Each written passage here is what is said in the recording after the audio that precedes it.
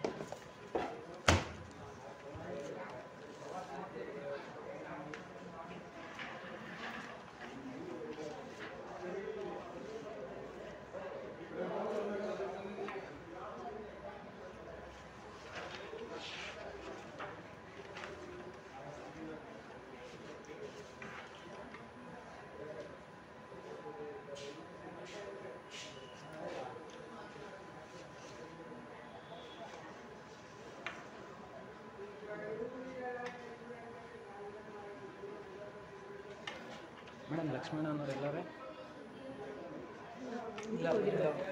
ಊಟಕ್ಕೆ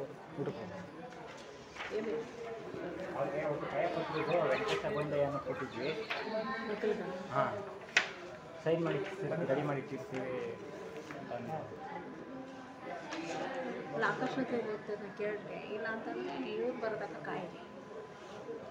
ಆಕಾಶ ಹತ್ರನ ಆಚೆ ಕಡೆ ಇಲ್ಲ, ಅವರು ಎಲ್ಲ ಹೋಗಿರ್ಬೇಕು ಆಚೆ.